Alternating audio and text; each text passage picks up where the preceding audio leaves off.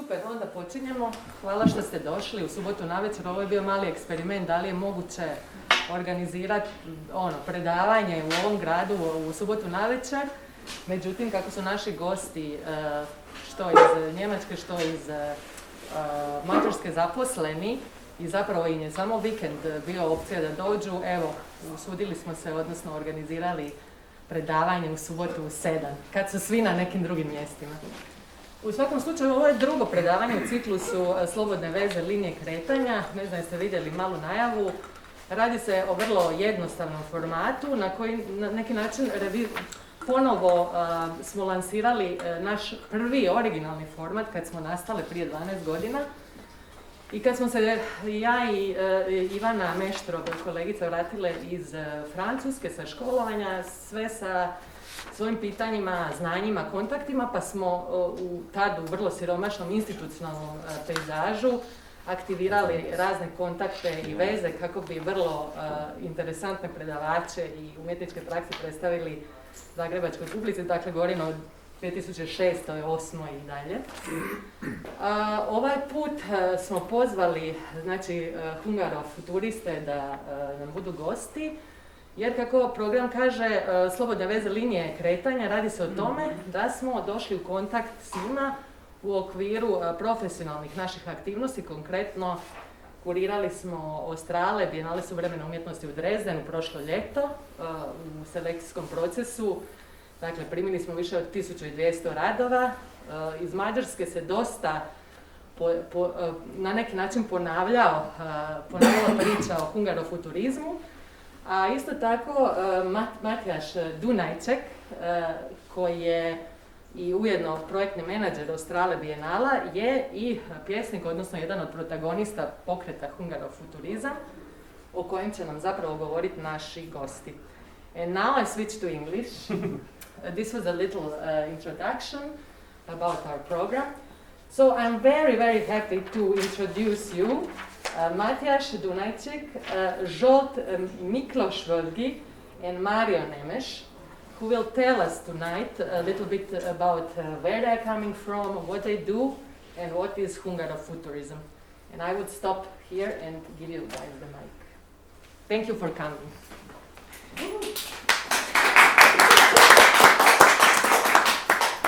Hello everyone. So yes, we are going to talk about Hungarofuturism and its discontents, as the title says, in also a little broader perspective in connection with other ethnofuturisms and so on. We are basically all partly art theoreticians, partly culture workers, and also artists. Márió and me, we are working as well as poets.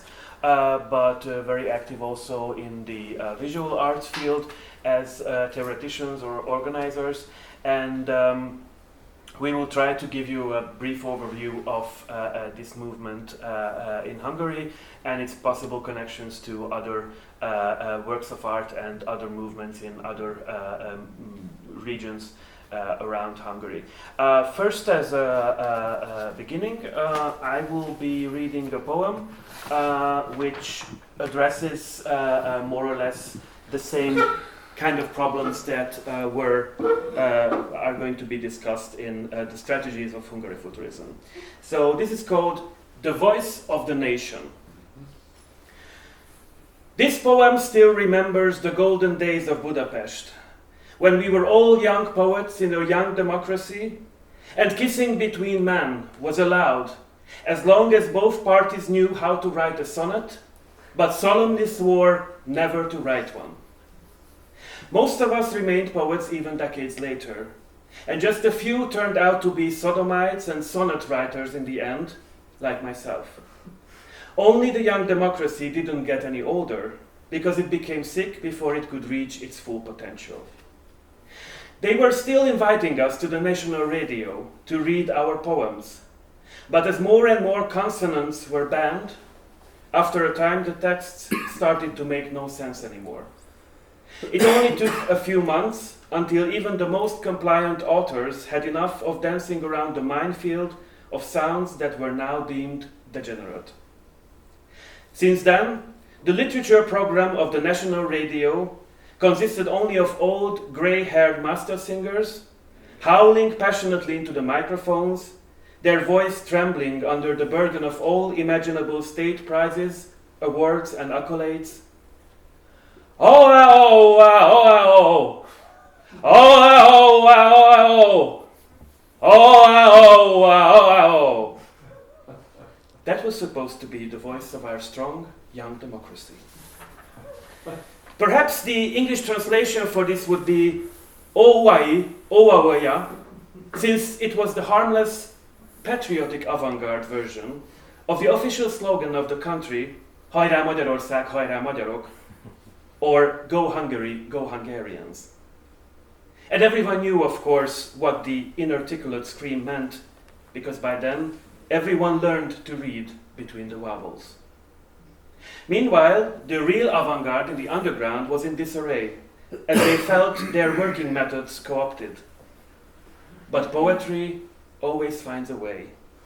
And if language keeps guarding its purity with iron shields from the front, then it will be fucked from the behind, in the ass.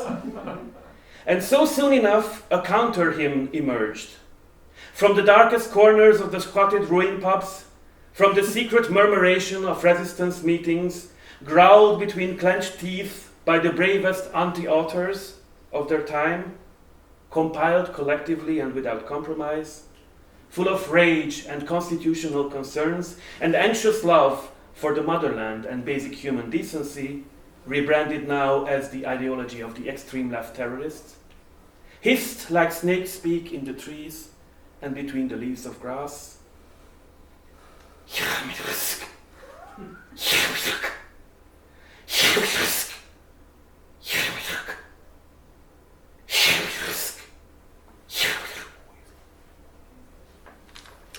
That was a poem.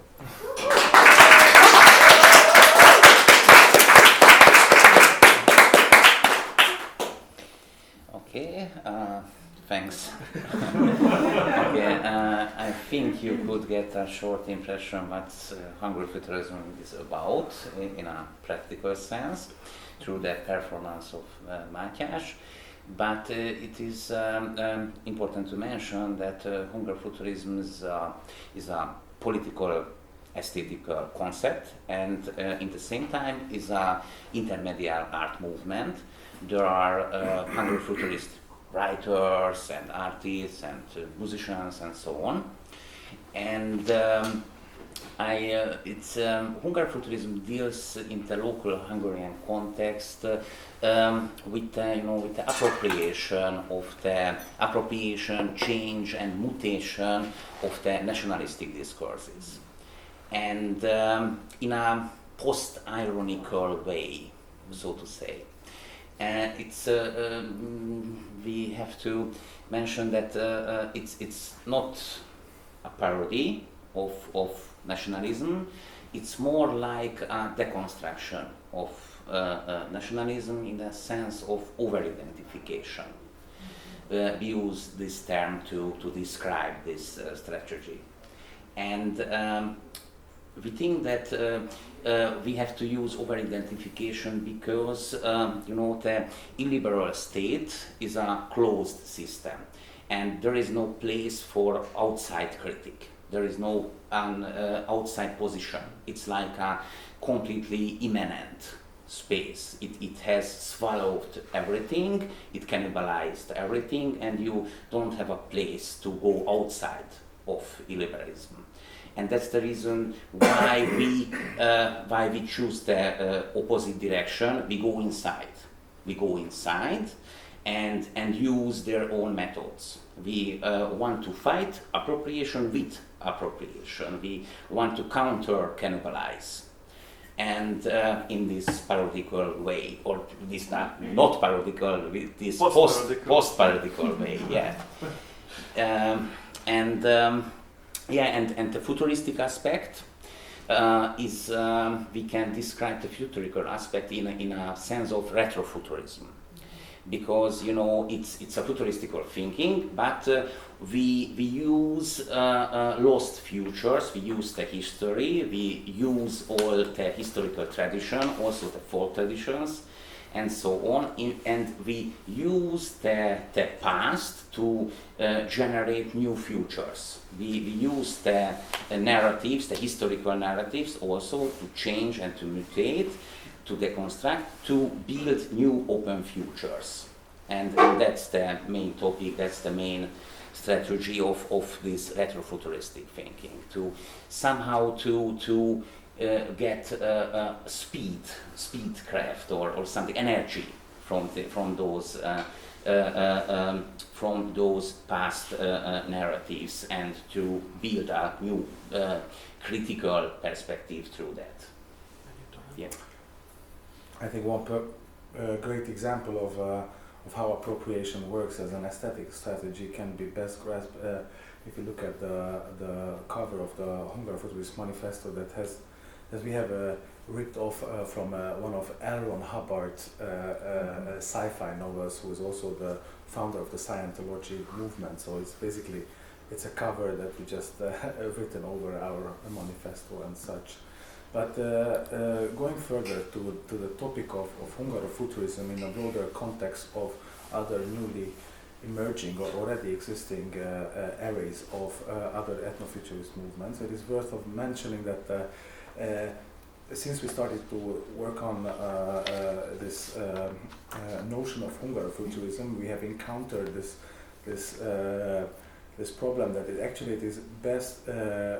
it is best to also navigate around the notion of Hungarofuturism in an array of other possible alliances. I mean, alliances of other alternative futurities, and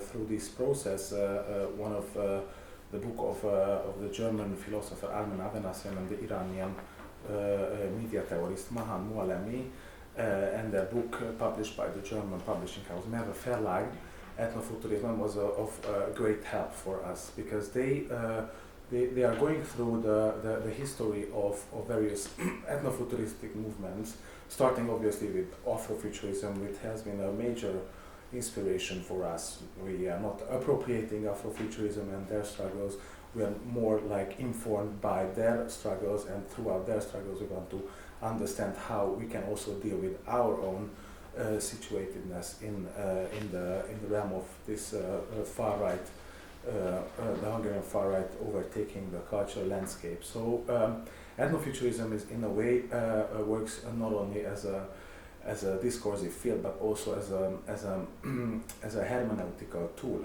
to understand actually art forms throughout which you can then create new ideas and notions. So what we like to call is that Hungarofuturism is also a tool to understand not our own struggles, but to be more sensible to other cultural fields and other struggles. One of them would be, for instance, the Baltic ethnofuturism. Yeah. Maybe the first ethnofuturistic movement, or the first ethnofuturistic movement, was developed in Estonia in the 80s, and in Eastern Europe, and I think that it was developed, or it originated from the poetry scene. And it was a resistance movement. It was a resistance movement against the Soviet cultural colonization, and they fused some folklore traditions with technological or cyberculture trends, and so they developed a very interesting, so to say, folkloric cyber culture movement, or something folklore cyberpunk. I think, and those Estonian ethnofuturistic tactics were very inspiring for us, because in the Hungarofuturism the folklore dimension is also very important. That how we fuse, how we hybridize, the folklore tradition with new trends and other developments. And of course, when it comes to different kinds of futurisms in the former Eastern Bloc countries, then it's always a very important aspect to think about the heritage of the socialist system and worldview, which had its own futuristic aspects, very strong visions of the future, some of them quite progressive even in our time when it comes to equality between the sexes or the improvement of the working conditions of the working class. And these were futures that basically became lost when the changing of the systems came. And of course they were present also in Eastern Germany. So the Ossifuturismus is also part of this broader context. One example for that is the dance project by Unheimliche and Rike Fleming and Zweisimir Clark called Post-Ost. Which also deals with, the unfulfilled promises that the Eastern German state had in its own vision for the future. And we will come back a little bit later to a different kind of future visions that are still present in Eastern European architecture also and the built environment. But in an overall sense, and I think this is a nice motto of a former mayor of Berlin, Klaus Wowereit, who is also an openly is a gay liberation activist, and his famous quote, rebranding Berlin right after the Mauerfall as being poor but sexy, is something of an overall branding that we can also somehow facilitate or mobilize in Eastern Europe in general. Yeah, like this ways, absolutely. So with this kind of attitude, obviously, Hungarofuturism also operates. But for instance, if we look at the political dimension to it, and this is precisely what the Romanian, the Bucharest-based Kayet journal is also very much focusing on, is this problem is that we have been promised, as Eastern Europeans, that we will be able to participate in a longer, broader European project, which is still an ongoing project, obviously, but nevertheless, it also came with new struggles of a new economization of the semi-peripheral, geocultural situatedness of Eastern Europe. And the new project of Kayet journal is precisely focusing on from various aspects of social, political, and artistic perspectives. But what is, I think, the most interesting is that they also try to understand the Eastern futurism as a melange of various local futurist movements or counter-futurist movements that are radiating in each other and that are in permanent dialogue with each other, and they want to, maybe that's the best word, to map out this kind of possible dots that can be then interconnected and rewired and can form like a solidarity network of Eastern futurisms. So I think Eastern futurism is always supposed to explain in plural forms.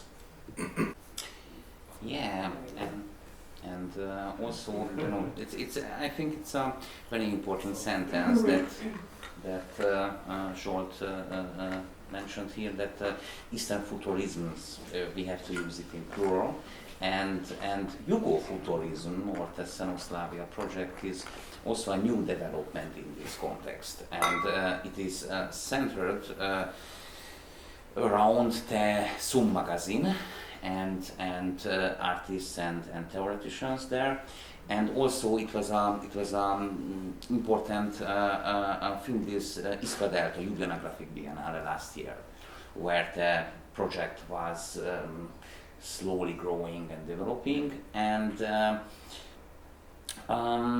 we were also invited with Zsolt together to the Biennale last year, and it was very interesting in a perspective of comparative futurism, because you could sense that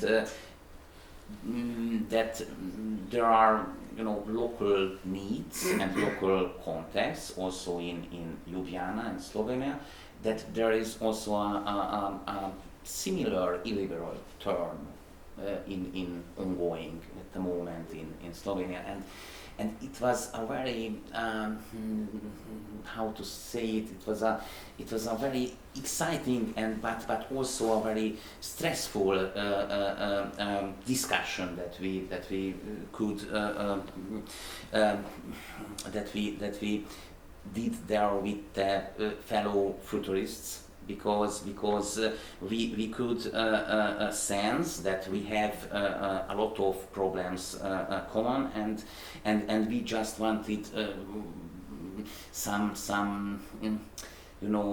somehow to deal with those local and global problems together. But it's hard to it's always hard to produce positive futures in this sense. I think this is a very hard maybe thing. it's also good to spare this term Hungarofuturism for a Q&A section later on, so that we can all maybe discuss together that, because we very much interested in like what would be your take on it, or how you participate, how you vibe with this notion. Is it like something that comes from this nostalgia for this kind of Yugo heritage, or is it something that can go beyond that?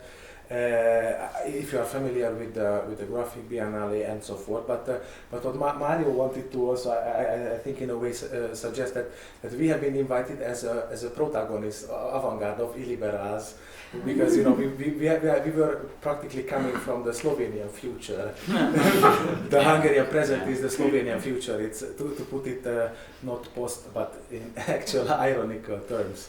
But maybe we should just a little bit go further on the examples. So as I think Natasha already mentioned, we first got in contact through the OFF Biennale, which is a big international exhibition in Dresden in Eastern Germany, where we had the pleasure to work together, and Ivana and Natasha were co-curators of the curatorial team putting together this exhibition. And even though the main theme of the Australia Biennale was not futurism or anything like that, there were certain works which were directly connected to this kind of theme.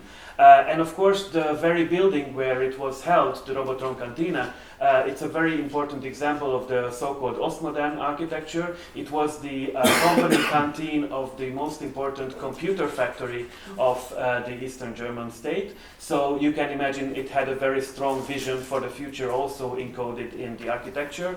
You can see some of the interiors of the building, and one of the German artists, Nadja Buttendorf, made a whole video work series called the Tech Opera, which was dealing exactly with the idea of the Robotron company as a futuristic company in the context of the socialist state, and its reflection to today's over-technologized world.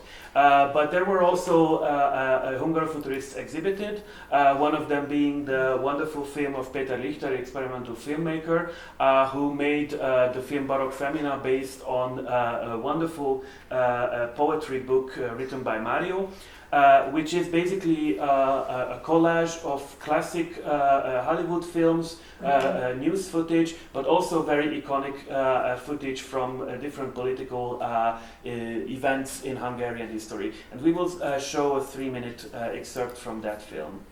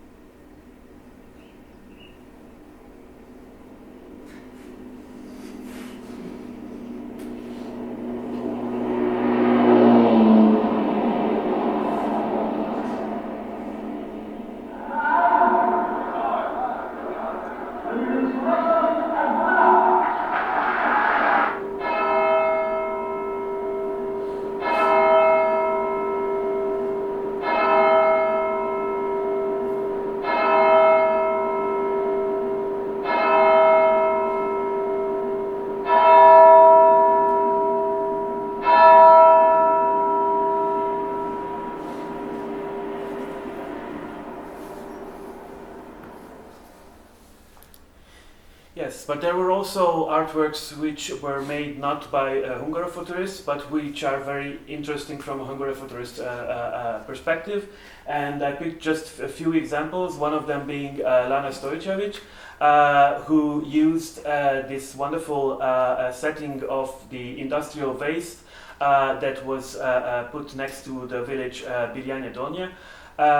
And she used this as a kind of post-apocalyptic setting with a costume that was derived from the national embroidery, national costumes and the embroidery motifs of the folk culture of that region. And that's a very nice example of how you can reflect on the future but using parts of national heritage. Just like in the other work of her, which was very interesting from a Hungarofuturist perspective, called Sunnyside, where she is using the famous futuristic pool design of the Zora Hotel in Primosten, which she basically transforms into this 60s science fiction movie set. And this is also a very good example of using the futurist perspective and attitude of the socialist architecture in this new kind of context. Just like what we have in the famous film Monument by Igor Grubic, who is using these extremely wonderful monuments, which are part of a very of a past thing, but they are still so futuristic that they are also having this post-apocalyptic feel to them, and they are also used in contemporary science fiction movies a lot as a setting. So this is these three works are very much showing that this kind of sensibility is there in the international context, also in these artworks. Even without being, officially a futurist artist or being part of a futuristic movement. Just as a footnote, I really found interesting that there are these overlapping fascination for retrofuturistic techniques, technologies, gaming, all kinds of stuff that maybe somehow interconnects also all kinds of Eastern futurisms, like whether it be Istra Delta as being one of the biggest computer technology companies of that time, or the East German tech company and so forth.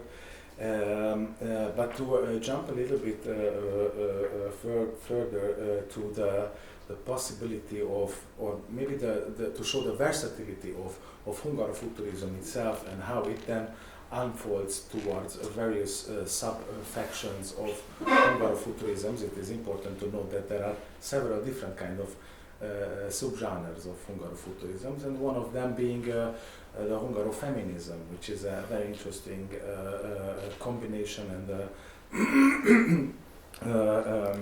a project that is partially developed by the Hungarian artist Dominika Trapp. But there are also other female artists, or anyone who identifies as female, obviously. But what is most interesting is that how they deal with the traditional, stereotypical role of women in Hungarian society, and how they hijack and subvert these kind of things from within, actually. So using folkloristic motifs, and one of the examples what I'm going to show is, for instance, how a traditional a female folk dancer tries to immerse herself into the choreography of traditional male techniques, and how she has been mocked by the male dancer community of appropriating this kind of choreographies that were primarily identified with male characters, and how this can be also like a deliberative, act or artistic act of hijacking these kind of roles and dismantling the traditional hegemonical, structures of gender. So it's going to be a short excerpt also from the video installation with some music and English subtitle. Nagyon érdekes az átmenet, hogy lett a magyar néptánc gyakorlatilag egy tudományág. A tánc nem egy olyan eszköz volt, ami ma, hogy érzelmeket közvetítsünk vele, vagy történetet meséljünk el. Ez egyszerűen a szórakozásnak az egyik fajtája volt, sőt, hát nem az egyik, hanem konkrétan talán az egyetlen. De hogyha ezt művészi szemmel nézzük most a 21. században, akkor lehet, hogy szabad kezet kapunk ezek kapcsán, hogy akkor ezekkel lehet egyébként közvetíteni is dolgokat. És igen, akár azt is lehet közvetíteni, hogy amúgy az autentikus magyar néptánc, vagy a tradicionális magyar néptánc olyan tánckincs, amiben a férfinak sokkal nagyobb jelentősége van, és sokkal nagyobb teret kap, hogy az ő egyénisége ki tudjon fejeződni.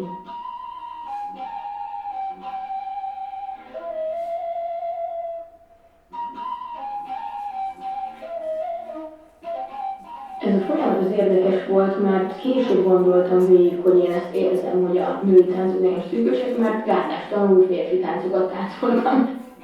De valahogy ez meg egy másik irányba vitte el a dolgokat, és már az is megkérdőjeleződött, hogy úgy értem nem bennem, hanem azokban az emberekben, akik látták ezt, hogy akkor nekem valami identitás problémáim lehetnek, vagy akármi, és hogy abszolút nem erről van szó. De hogy is sosem tudtam teljesedni egy női táncban. Különben azért régen is volt egy-két női karakter, aki szívesen megmutatta, hogy ő ám tud azért férfi táncokat is táncolni, anélkül, hogy bármiféle identitás problémái lettek volna. És ugye az alapkoncepció az volt, hogy a férfi táncok, férfi magyar néptáncok, amiket én nagyon-nagyon szeretek táncolni, hogy tudnak úgy színpadra, vagy megmutatásra kerülni, hogy ne az legyen, hogy hát egy lány férfi táncol. Viszont a női táncokat addig szeretném dinamikailag így fokozni, ameddig már esetleg férfi gesztusokat, férfi motívumokat is bele lehet építeni egy női táncba, aminek mondjuk azt, hogy az lett a neve, hogy leányos. Ez számomra a lényeg, hogy ne egy nemtelen koreográfiát meg táncot hozzak létre, hanem egy olyan női táncot, ami mondjuk vetekszik egy kalotaszegi legényessel, vagy egy szatmári vermunkkal, ami elképesztően katartikus élmény szolgál szerintem, mint táncosként, mint nézőként. Ez szerintem hiányzik a női tánckincsből, vagy én nem találtam meg.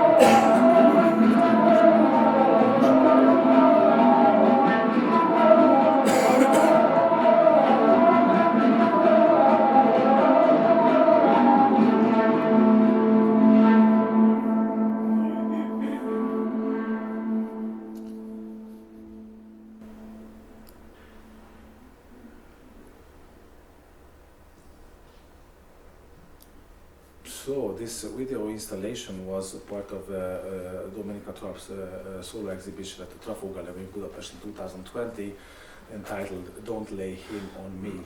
And this was just one part of the entire exhibition, but in general the whole exhibition was focusing on various roles and ethnographic research-based art project of Dominika Trapp, all of them focusing on the different contexts and notions of womenness in traditional Hungarian folk culture and how it is possible to be deconstructed. But what is most interesting is that this got a lot of mockery actually and political, how you call criticism from the far right. That is actually something of shaming and neglecting the real tradition. So like they thought like these far right extremists thought that encountering and challenging this kind of role making is actually an open offensive a clash against traditions, whereas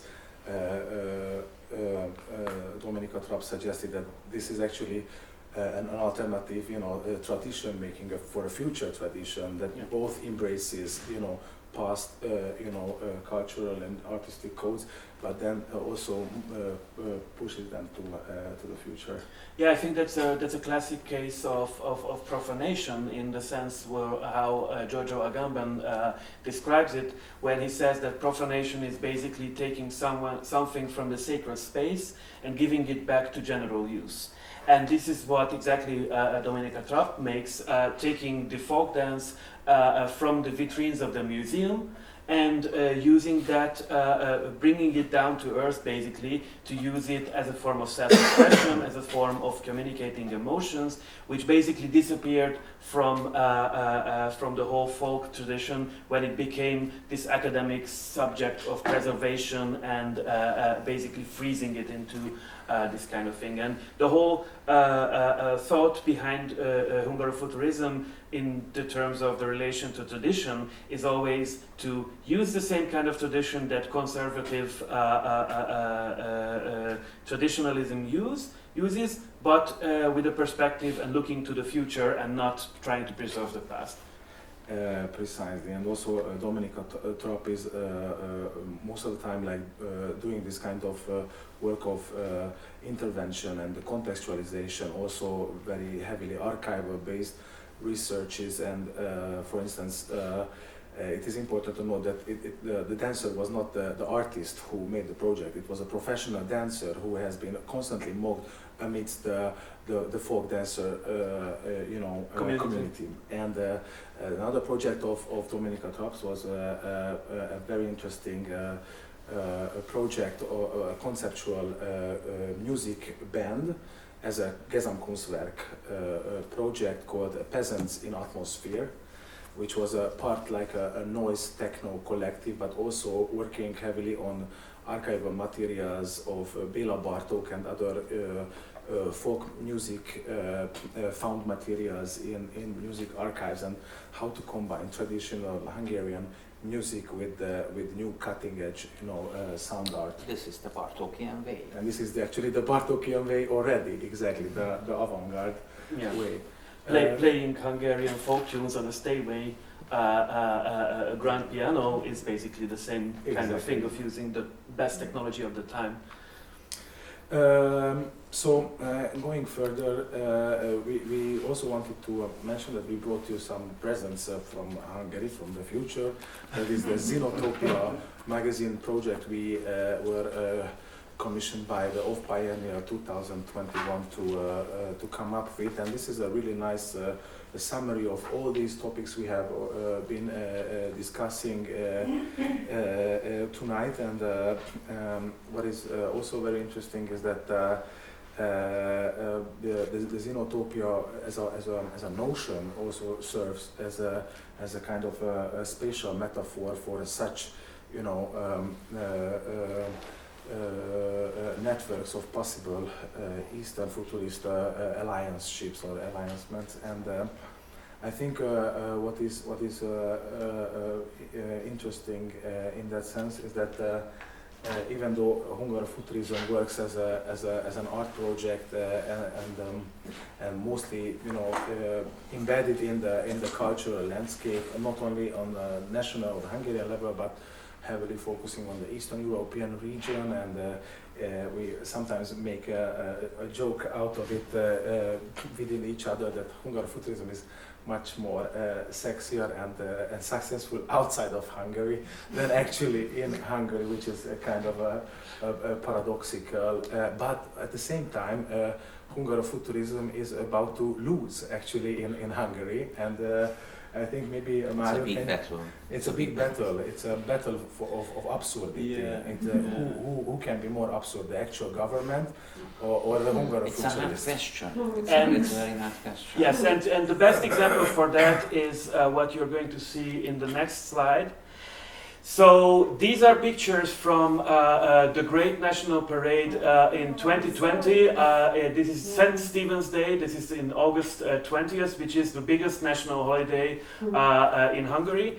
And in 2020, they organized this incredible parade right in the middle of pandemic with costs that were completely exorbitant. At the same time when hospitals were struggling to have enough incubators and breathing machines. At the same time, they spent millions and millions and millions of forints on this parade, which basically co-opted the aesthetics of gay prides. There's no other way to put it. If you look at those sexy guys. I just wanted to ask, are they not your friends Hungarofuturist? No, so this is.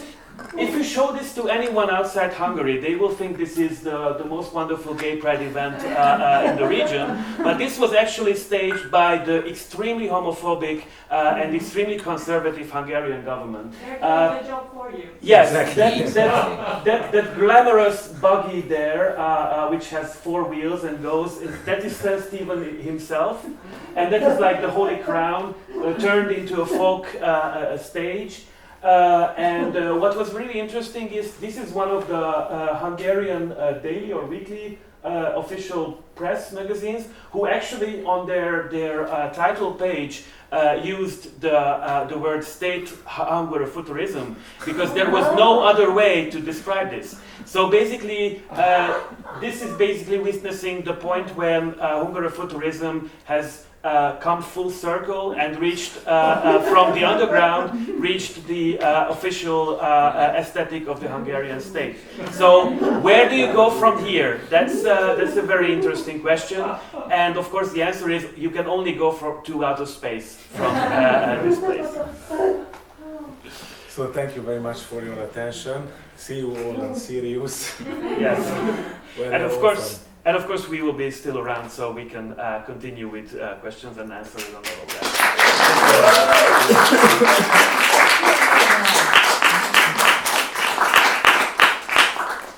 Oh yeah, this was so professional and so nice in a formal sense, and so somehow it was really cool. Thank you guys once again. Thank you so much.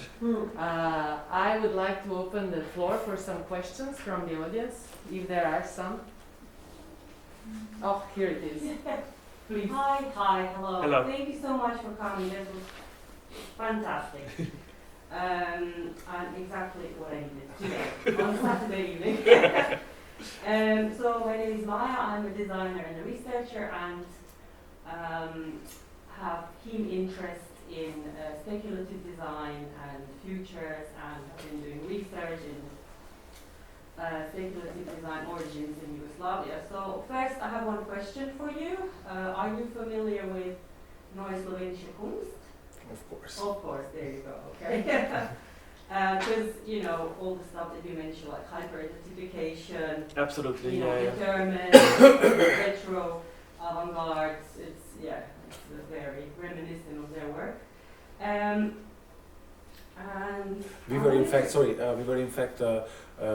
the midst of organizing a collaboration for the OFF Biennale that unfortunately because of Corona had to be postponed for the future time, but we were actually in contact with Irvin people, so we wanted to bring them to Budapest to do a group exhibition together with them, precisely focusing on like space travel and retro avant-garde and this kind of issue, but Irvin, Leibach, there were big influence. And also Slavoj Žižek's essay on why Leibach is not fascist and this kind of subversive affirmation concept of showing the mirror to the society rather than Okay, that's fantastic. I'm really happy to hear that. My question for you is more around practicality of organizing yourself, because do you consider yourself a movement?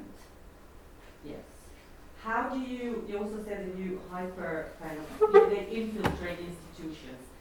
How do you do it on a practical level? And how do you, let's say, invite and collaborate with other people? What is the size of the movement? I'm really interested in practicalities, just so we can talk to you. I think there are two things that are very important in the success of the movement. And one of them is it being very open. So there are not that rigorous, dogmas or attributes which tell you can be a Hungarofuturist if, and then there is some kind of definition. So keeping it very open means that people feel to be invited and feel free to make their own versions of the whole thing. And I think that's very important because then it just remains open for everyone. And also the other thing is that it is really cool and positive, and there is a great need for this kind of forward thinking.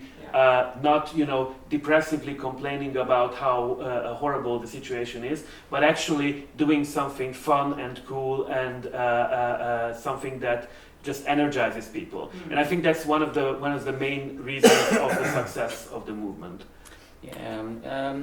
Yes, it's an open concept, and we say a lot that that source code is given away. It's open. You can use whatever you want from the concept, and it's like we sometimes see it. It's like a virus. It's like a virus. The Hungarofuturist virus. That's a good kind. Yeah. It's like it's building, your immune system against nationalism or something like that. But I completely agree with Mátyás in this sense that the success or something like that it's rooted in this open. In this open-mindedness and that we are a movement, but it's more like a network. Right. It's more like a network. There is no Bolshevik center or something like that who is deciding who is not a real Hungarofuturist or a renegade Hungarofuturist or something like that. We don't wanna we don't use those Bolshevik tactics. In a way, we are actually kind of informed and inspired by the situationist movement as well. When we turn this kind of like a ceremonial, aspects of forming a movement into its own absurdity. When, Guy Debord, in each situationist congress, they always expelled, the members, and he ended up being only himself, being a member of the situationist movement. So yes, this kind of absurdity is. And it's also important to note that Hungarofuturism is a movement, it's a concept, but it's also a mode of interpretation. It's also a mode of reading. It's a mode of cultural interpretation. And in this perspective, you can, recontextualize some phenomena like Hungarofuturistic phenomena or something like that. That we sometimes say that there are a lot of so-called spontaneous Hungarofuturistic things in Hungary. You saw a lot of, and through through the way of Hungarofuturistic reading or interpretation, you can activate those spontaneous Hungarofuturistic phenomena, and you can... Like sleeping agents. Yes, sleeping agents. The guys were sleeping agents there. Yeah, and... So basically it works a little bit exactly the opposite as the classical avant-garde movements like Surrealism or situations where the big ceremonial gesture is excluding someone. And I think what Hungarofuturism does in a lot of ways is like including some productions or some authors or some artists also against their will. And we also do it a lot of times. Yeah. and also from parts which would be considered too much on the far right or too conservative or something like that. But by recontextualizing them, it's also a way of neutralizing them and vampirizing the nice and inspiring parts of their work and to turn it into something much more inspiring and forward thinking. So instead of exclusion, it's like aggressive inclusion, which is the working method. Yes. But I would be very much interested in like from the speculative design point of view, what does Jugofuturism could mean, and does it have like a local or trans-regional context or actuality, like from looking at from Zagreb, for instance, or right. Well, I can tell you what I know is happening in the scene. It's not much.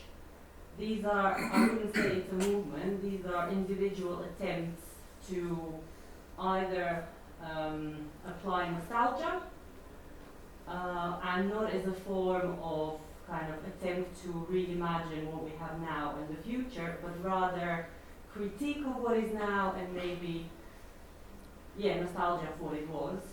So I can't say that there is a movement per se, to be honest with you. Unfortunately, I think there was more activity in that sense, ironically, in Yugoslavia. I see. Yeah. I don't.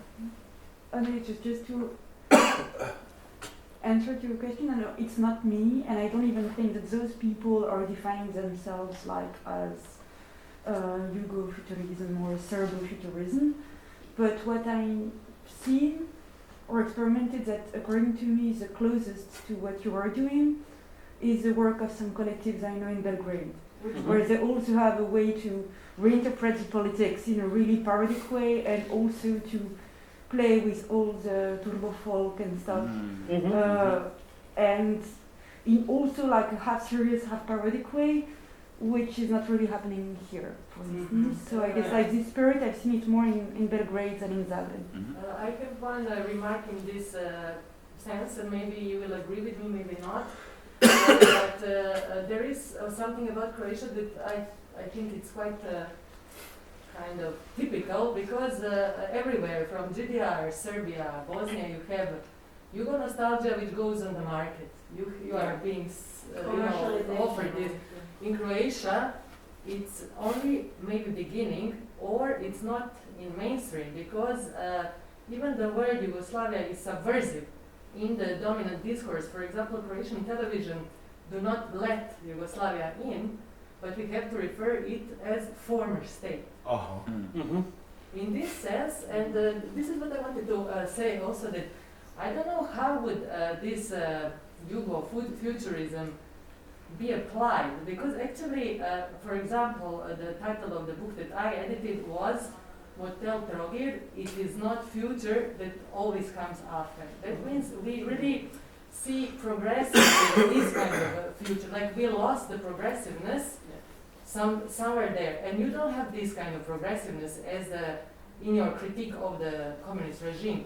So the starting points are different, and I know that also the left today criticize Irving and Laibach as like the voices of liberalism and neoliberalism somehow. There is a strong left critique of the Irving also, although they are completely canonized and they are important artists also for that I wanted to say. I don't know, do you agree with me a little bit? Because actually this Yugoslavia thing, I thought it was over But actually, I did exhibition in Split last autumn. We were supposed to go in morning program of Croatian television, and they called us in the mail or telephone. The colleague was speaking. Yes, you can come. You don't mention the word Yugoslav People's Army and Yugoslavia. And we were dealing with the object of Preradovićeva building in the Dalmatia. So it really works again. And nostalgia market for Yugoslavia in Croatia does not function. It's basically like in the poem I read when you have to speak without using certain consonants. I swear Yugoslavia is such a subversive word that the former state is the thing. You know, Wow. we think. If there is no question, I have one. There was No, I just wanted to have a comment that I think there is a aesthetical code switch between generations, which happened and is happening, which does not see, I think, ironization or even post-ironization or parody as productive anymore. That's one thing, and this was also, I think, apparent in the Iskra Delta Biennial, where you could see that there was more talk about creating narratives and aesthetics, but then these narratives and aesthetic, I wonder where they actually touch our reality, or are they like more like a play? Because of course, when you do this reading, even though you're doing it now amongst people who are think-alikes, it's still like a different political gesture, and I think it's different than changing a font on a cover. And you know, like I do, although I can empathize with that, but I still have a problem of imagining this as a movement, or even putting it in like the same. For me, this is like distinctly different than Afrofuturism or Xenofuturism, because those are first of all they're happening in a completely different medium, mostly in novels and music, which are like have a far-reaching audience and they can move mass. You know, like they function really differently than how contemporary art of like this they kind are of also gestures. writers. I mean, Yeah. I'm just like saying that what you have shown or like this, I am processing it, so I don't have like question, but more like this kind of comment. But I think in that sense, I absolutely agree with you with regards to what you told about the Iskra Delta exhibition. And even though we found it very fascinating that it was very much focusing on speculative aesthetics and new forming of like this kind of digital collective subconscious of our hyper reality, but at the same time what I really lagged at the same time is like the rescaling it into our regional level. There were some nice attempts to it, like there were like proto-Slavic motifs turned into a huge tapestry or like this kind of stuff. But what it interested me is that and how it is constitutes or reconstitutes our narratives. If we are rather creating new emerging aesthetics that are in this kind of simulacra making process, and art is now also a huge facilitator. I mean, this kind of art, what in Iskra Delta was prevalent. It's a very interesting thing, and I don't think, for instance, that Afrofuturism and Xenofuturism, if you are comparing it to each other, the two of them can have a common sense other than they both being an ethnofuturism, because Xenofuturism is actually a highly constructed envisioning of a distant future, which is already happening nowadays. With this idea that China will take over the world, and then the 80s cyberpunk movies were already envisioned to this kind of distant, far East Asian culture. So these two now started to I was just meet. talking more about strategies, that they're completely different than. And So you also said that you're like closer to situationism than Afrofuture. I mean, you didn't say that, but I read into that. And I also have just another comment about like why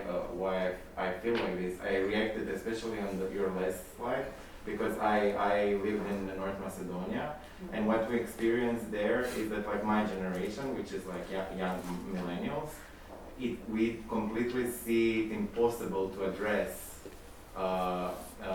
this nationalistic turn that happened. It is impossible to address it. Like there is no.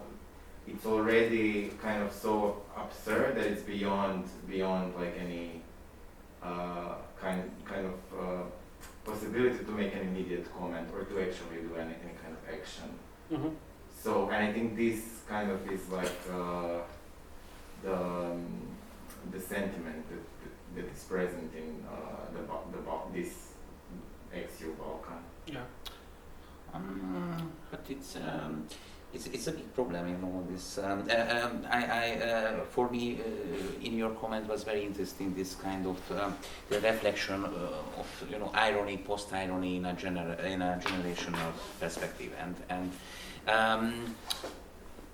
in the Hungarofuturistic context or in the Hungarofuturistic movement, there are a lot of differences. In this direction, because there are artists who are more into in this post-parodical or satirical modulation, but there are also artists who are completely free from these over-identification tactics. There are a lot of differences, and this is the main thing that we didn't want to rule out, or we didn't want to dictate which kind of strategy they can use or not use.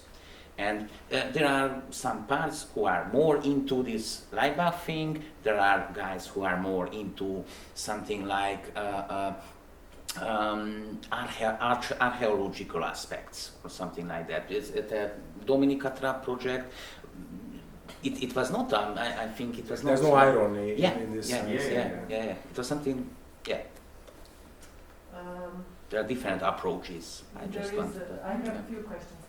So good that we start with Dominika Trap, because what you said that actually there was a right-wing reaction to her performance, right?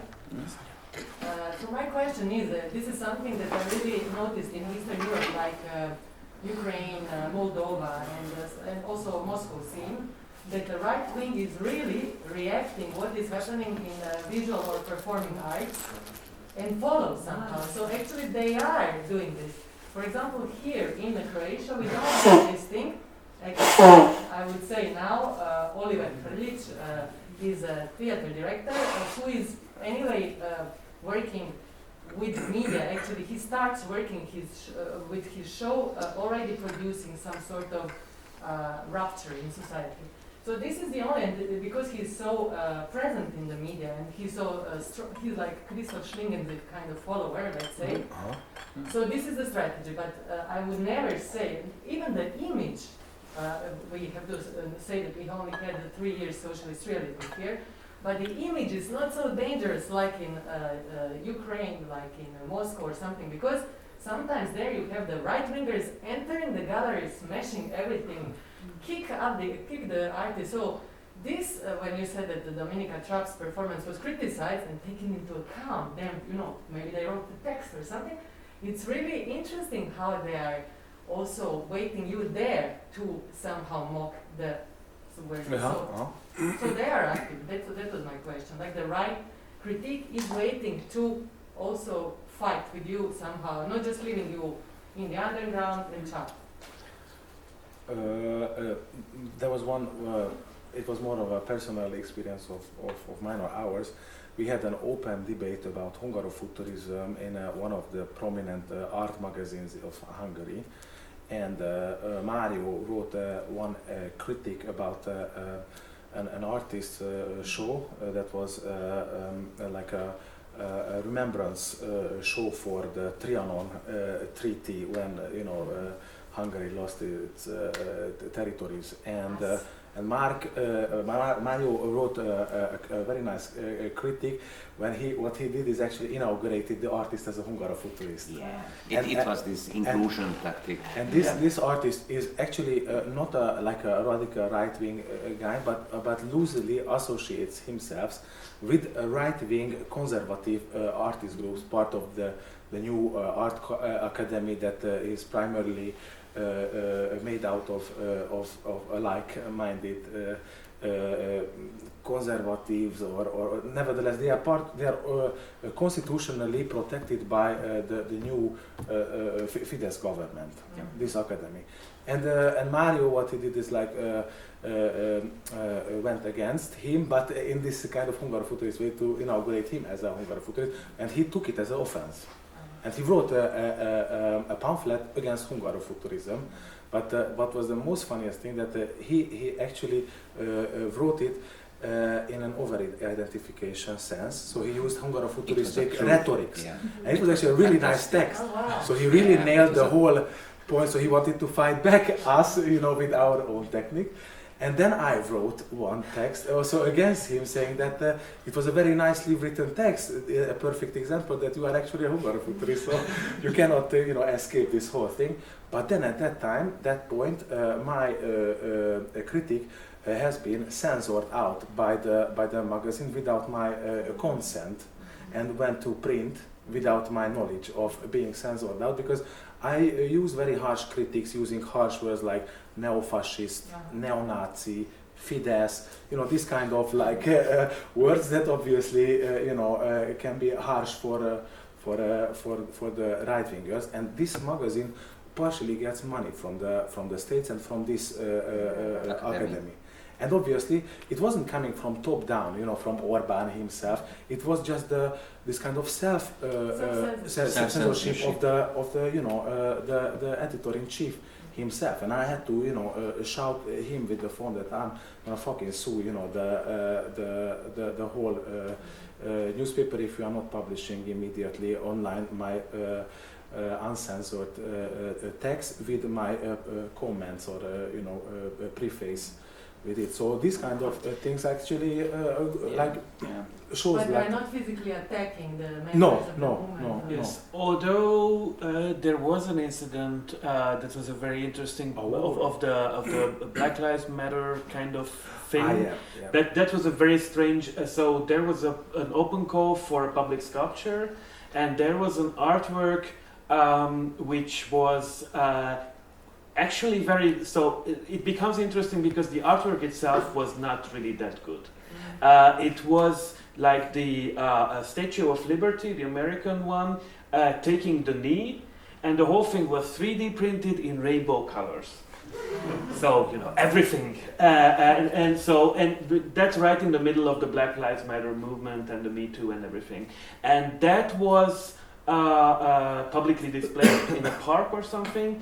And then there was this kind of thing that the right-wingers came, they tried to destroy it, then others came to protect the sculpture and all of that.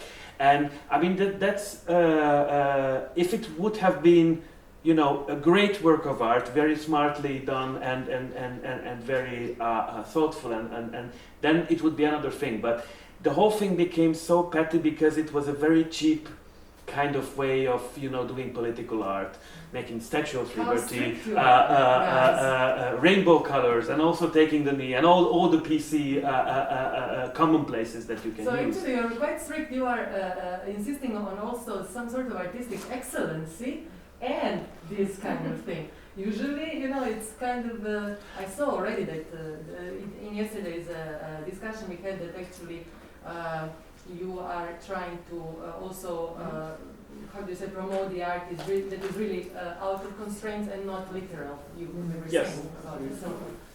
Yes, because I think political art always has this danger of becoming just pure illustration of ideology, and then it ceases to be fun anymore. It's interesting how you say political art. It's almost like socialist realism. Like I don't know what is political art, but political art in my conception is not maybe this structured thing. Maybe it's more loose. Like for me, political art is Christoph Schlingensief, for example, and we can say it's the it's interesting, these kind of moments, and maybe I will close with this question. Of course, we can ask more, but I have the question that goes into this direction. Do you have the criticism from the left? Mm-hmm. And Yes. how it is articulated? Just a little bit, I would like to know. So I think the two things we quite often encounter. One is that it's actually, and I consider it as a woke left, not actual real, with what I would then sympathize on a purely political, principle level. This woke left argument is that we are actually giving voice and platform for nationalistic thinking. Obviously, this is the and I cannot even take it as a critic, because already the standpoint from which it comes undermines its position, and this is precisely this woke, identity political whatever thing, which is, for me, there's nothing left in that. It's very capitalist. It's woke capitalism. It's not woke left.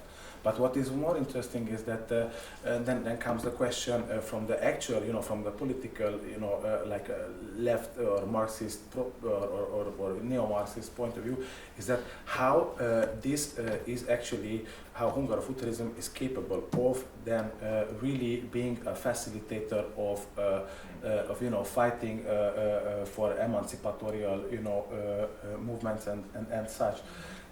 So we always answer, or I personally always answer that we are not professional politicians. We are not activists.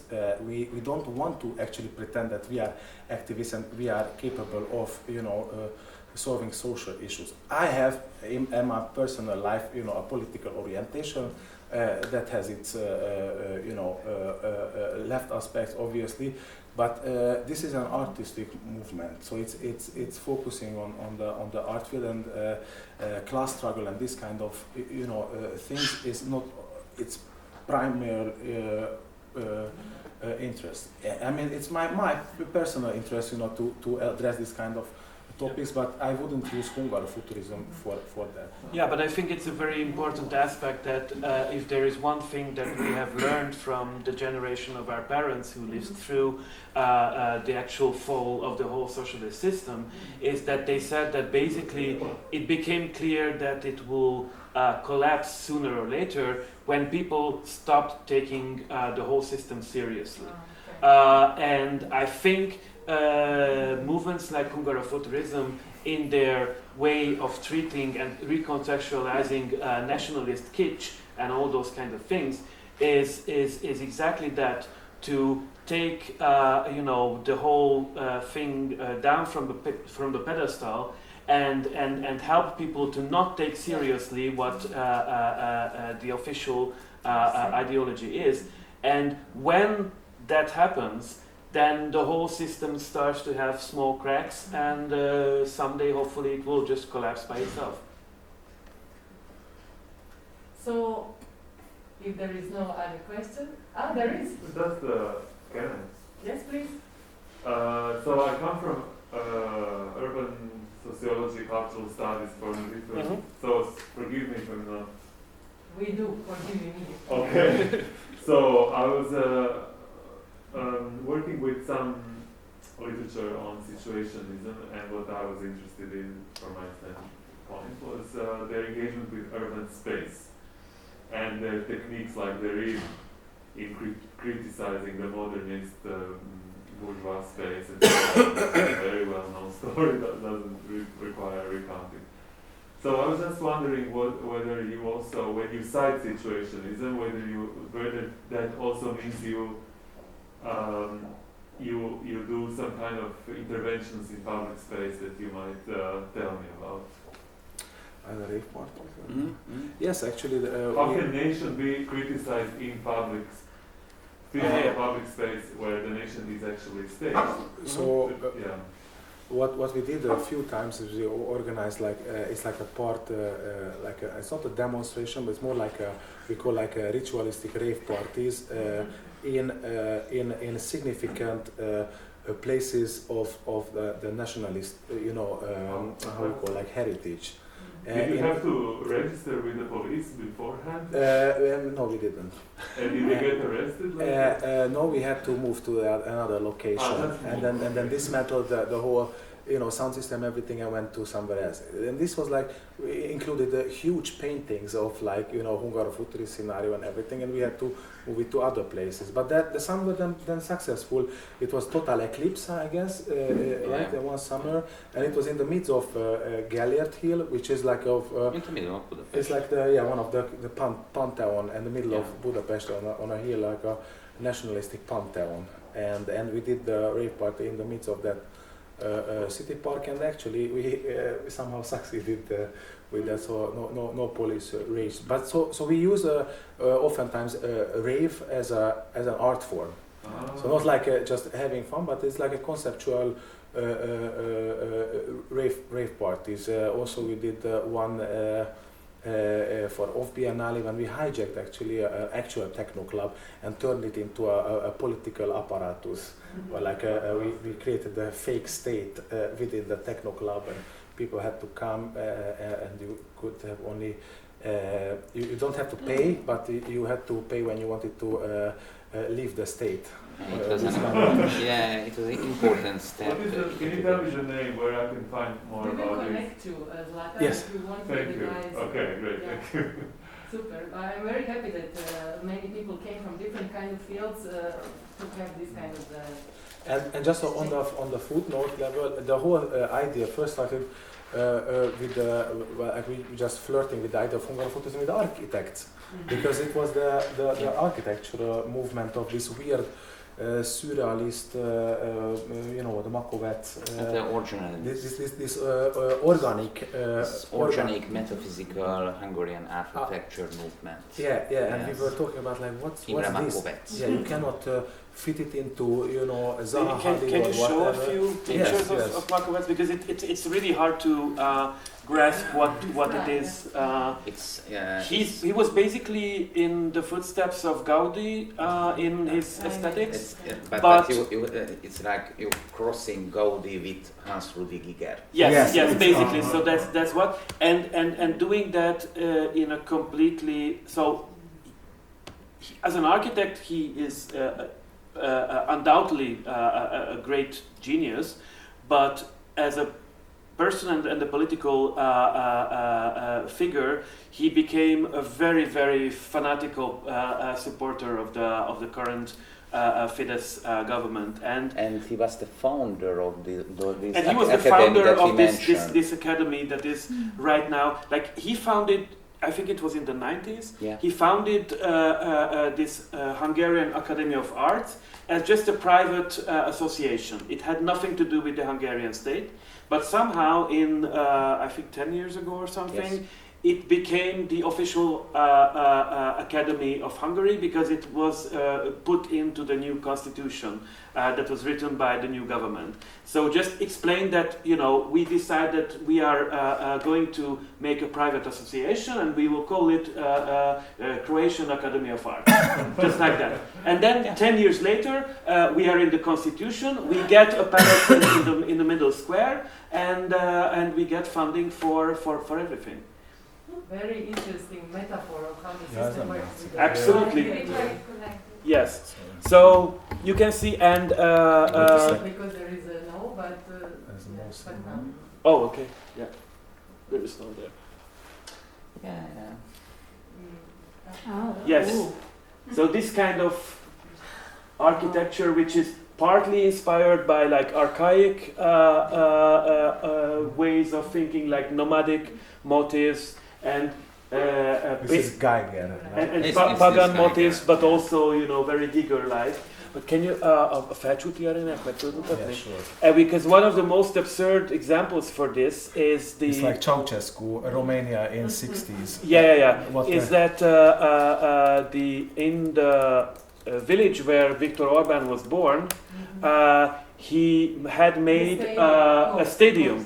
So you must know that this is like a village of, I don't know, 3,000 people, and they have a stadium that can accommodate like 30,000 spectators, and it is like a church, I think it actually has an organ as well. Yes. And you can see that it's in this kind of sacral way of... Sacral, organic, biomorphic, Wow. and so on. Yeah.